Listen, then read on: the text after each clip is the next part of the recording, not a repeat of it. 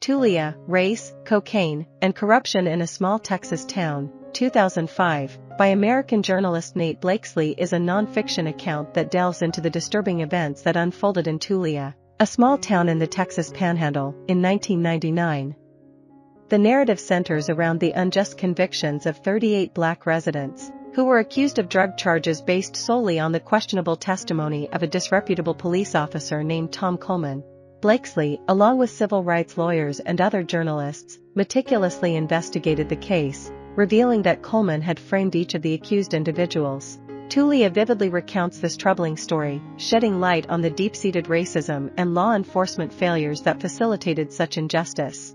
The book begins on the early morning of July 23, 1999, when local police, adorned in SWAT team vests, forcefully entered homes throughout the economically depressed town of Tulia.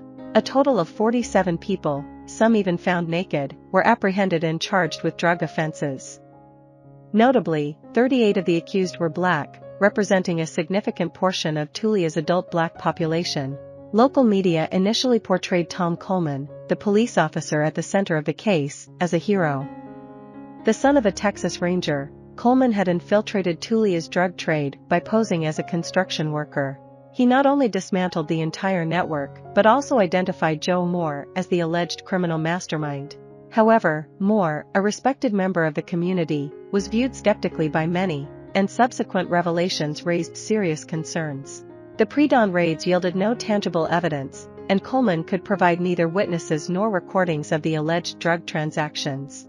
Moreover, the lack of confessions from the arrested individuals, many of whom claimed never to have met Coleman, added to the suspicion.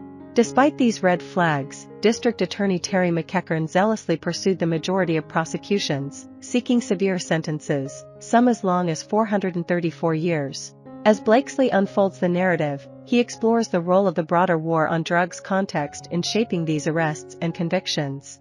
Coleman's rehiring in law enforcement was part of the Panhandle region's effort to secure federal funding for narcotics enforcement.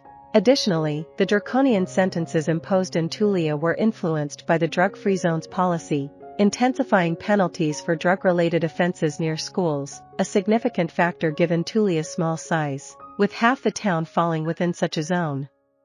Blakeslee also raises thought-provoking questions about why Tulia's white residents were willing to accept the existence of a large drug gang without substantial evidence. While race emerges as a primary factor, the author also points to the influence of faith in shaping perceptions and attitudes within the community. Tulia, characterized by its conservative religious values, becomes a focal point for Blakeslee's argument that the town's white residents are inclined to maintain their preconceived beliefs despite overwhelming evidence to the contrary. Despite this prevailing mindset, some local individuals resisted accepting the court's decisions passively.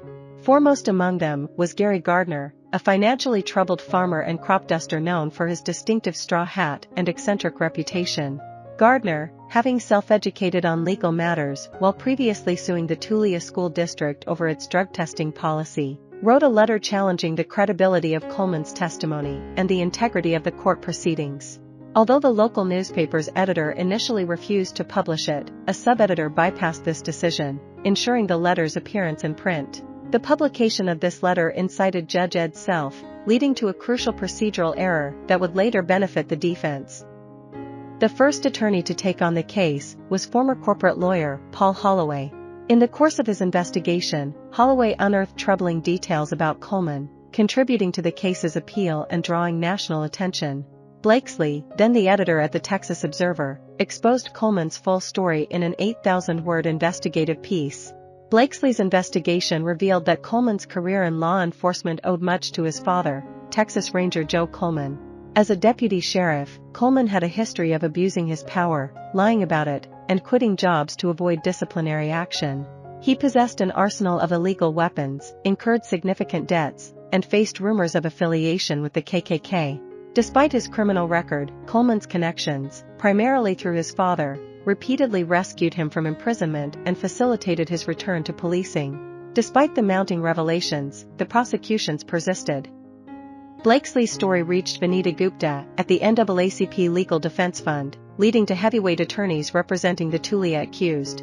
Arriving in Tulia with an air of TV drama FBI agents investigating crop circles, these attorneys capitalized on the judicial error prompted by Gardner's letter.